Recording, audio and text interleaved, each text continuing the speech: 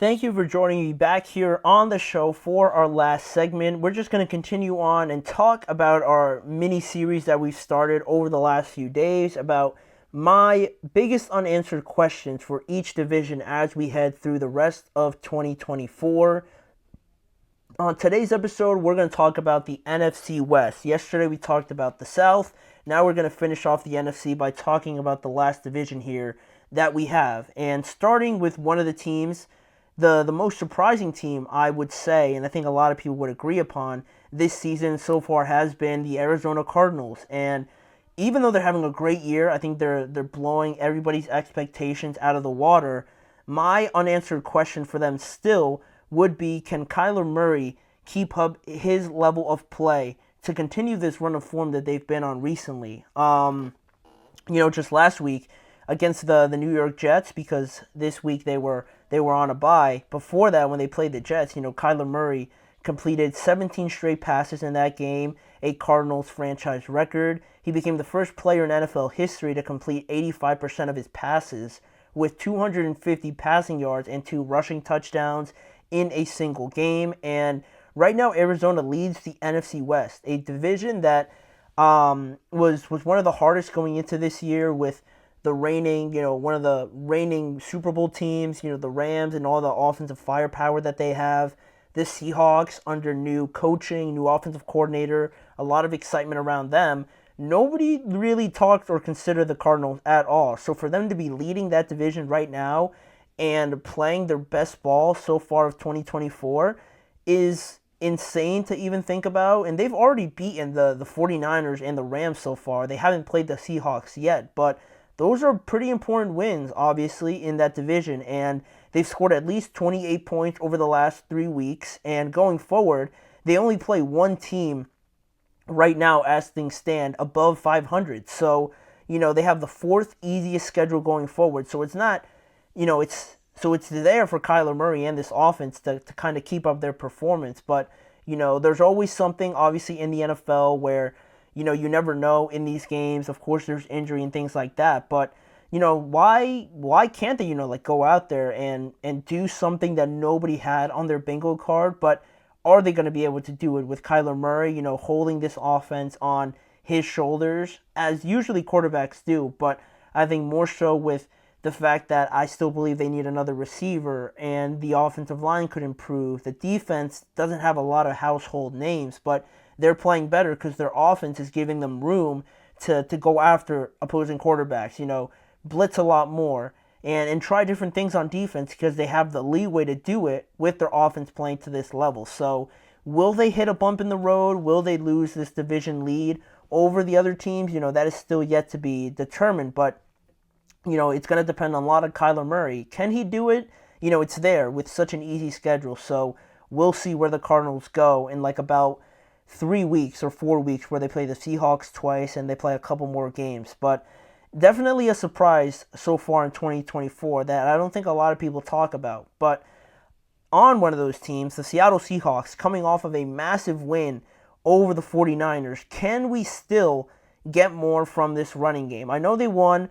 They beat the 49ers, which is a huge win, but they are one of the league leaders in terms of passing, in passing yards and things like that. But they've had they have had high scoring games, and back and forth games and all those sort of things, and they're capable of playing in those games because Geno's been playing well. They have the weapons in DK and Tyler Lockett and even Kenneth Walker out of the backfield, and Jackson Smith and Jigba is really having like a breakout year that, again, I don't think nobody is really talking about, but they have all the possibilities and players and things like that to go back and forth in these high-scoring games. But, 3 of their 5 losses so far have come when the opponents have just flat-out outrushed them, and by a lot. So it's certainly something that stands out to me, especially when you have a guy like Kenneth Walker, who is a very, very good running back, one of the most underrated in the NFL. So, still trying to figure out that problem and not trying to become so one-dimensional, right? Staying confident with the running game and having just more of a balance, right? Because you can keep up in the passing game. You have that in your back pocket when the game sort of dictates that you go that way, and that might also have to do with with their defense, right? Maybe not making enough stops, but overall, I would like to see them, bring in that running game a little bit more, take advantage of Kenneth Walker or Zach Charbonnet, and really use them to their capabilities, not just give up on the run when they go down by a touchdown or 10 points or something like that. Staying true to it, helping your defense out, especially with trying to stay on the field a lot more, I think could just benefit their team overall on both sides of the ball. So that is something, despite them coming off of a big win and really being in the race to win this division, I would like to see them become a bit more complete as an offense and run the ball better than they have over, the last few run of games. Then the next team I wanted to talk about is the Rams. How much can we rely on this young defense? I've been a big proponent of this young defense. I think they're very good. I think they're very underrated with Cameron Kinchens back there, Byron Young, Kobe Turner, Jared Verse, and Braden Fisk, who they drafted this year, are all playing fantastic. But even still, we do see some lapses from them in some of these games. In the literal sense, only talking about this young defense, so there's only one player over the age of 30, and that's Darius Williams.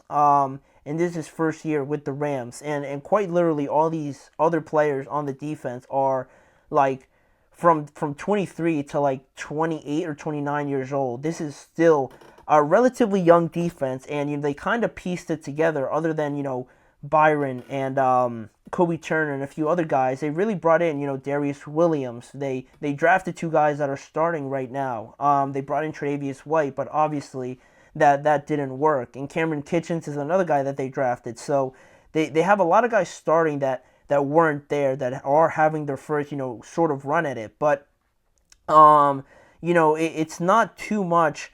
There's not too much playoff experience like they have on offense, right? With Kupp and Stafford and their offensive linemen as well. So it does differentiate in that aspect, and we saw how against the Dolphins defense, not directly, but in that game, the Dolphins defense stood out, and they lost that game because the offense couldn't really have a breakthrough. And when the offense isn't, clicking on all cylinders and isn't scoring over 20 points, can they rely on this young defense to stay with it and rely on them to stay in games, right? Not just the other way around. Can this defense hold opposing teams to 20 points, 18 points, something around there where their offense still has a legitimate chance? I think that's still yet to be seen with this young defense. Can we see improvement when and if they play, Philadelphia, Detroit, San Francisco, where the offense is going to go up against better defenses, and can their defense, step up to the challenge and hold, a Philly offense or a Detroit offense to like 20 points or something like that? I think that's going to make a huge difference. You don't want to be, not in a completely negative sense, but not be like someone like Arizona or Atlanta per se, where their defenses aren't personified as the identity of this group, so they have to rely a lot on the offensive side of the ball. You want to be a lot more balanced. Balance is the name of the game for all of these great teams in the NFL so far. So if they could get us a bit more of their young defense, I think it would also go a long way as well. But lastly, we have here the 49ers, and I saved them for last because I think they're one of the teams in this division that I think has a lot riding on this unanswered question. To me, that question would be, what happens if, worst case scenario, they miss the playoffs overall this year? And I think that's a legitimate question to ask because I don't have enough time to talk about it on this show, but I'm going to get to it at some point this week, how they're sitting at 5-5 right now. They're last place in the NFC West, and after the loss to Seattle, they're 10th in the playoff race in the NFC. And considering how tight the wild card race is, with the Vikings at 8-2, the Packers at 7-3, the Commanders at 7-4, the 49ers have 2 more losses or even 3 more losses than some of those teams, and they have the Rams ahead of them. The Seahawks just beat them, so they have that head-to-head tiebreaker over them.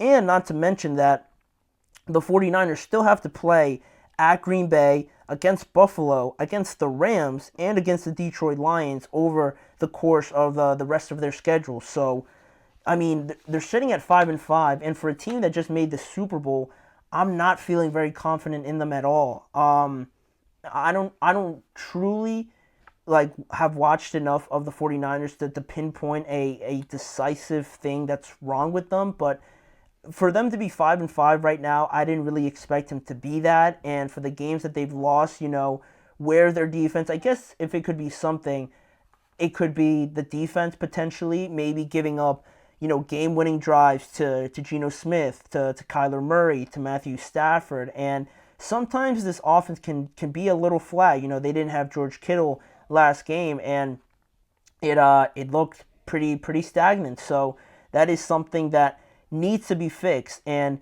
their offense has had its games, but they've also sputtered at times where they just haven't played particularly well. The offense hasn't looked good against the Chiefs, where they had all those turnovers, against Minnesota, where that defense in Minnesota played very well. And their defense hasn't been able to be so shut down and dependable like we would have thought coming into this year. So it's hard to place blame on a lot of other factors except also Kyle Shanahan. I think we also have to look at him just because, he's been there for the entirety of this project with the 49ers, and he's a great head coach. Don't get me wrong, he's one of the best in the NFL, but at some point, where do we draw the line where, out of everybody here, the guy that's been here throughout the entirety of this thing is Kyle Shanahan, and there's been, disappointments in the Super Bowl, and now you have a season like this. It's not really helping his case, and I'm not saying he's on the hot seat or anything also, but it comes to a point where you got to look at the guy that's been there the longest. Like we talked about Philadelphia and Sirianni, right? He's been there throughout the entirety of this thing, so they're not going to move on from Jalen Hurts. If things go wrong, it's going to be Sirianni. So I think we're getting to a point right now where we got to look at Kyle Shanahan in a similar sort of light like we do with the Eagles and Nick Sirianni. But, it's going to be tough. Their schedule is honestly one of the hardest ones at this point and going forward. So I am a little bit worried. I'm not going to lie. I am worried about the 49ers in that respect. If they miss the playoffs, things could unravel there a little bit. But we will see. It's an unanswered question. What happens at that point will be something we get to after 2024. But for right now, we're going to finish off today's show. That is everything I have to talk about on today's episode. So thank you guys for joining me. Please remember to like, follow, and subscribe to the show, as well as following the network on all forms of social media. And if you want to see more of the Chip Shot Football Podcast, check out the Podcast Network channel and the GSMC Sports Network channel on YouTube for more content around the NFL, coverage, debates, all the breaking news and latest news around the league. And don't forget to join me every weekday for these live episodes at 6:30 p.m. Eastern Time. I've been your host, Manny Maradiaga. Join me tomorrow where we're going to talk about Joe Douglas being fired, the Seahawks and 49ers game, and more around the NFL. I'll be back here again with you guys tomorrow.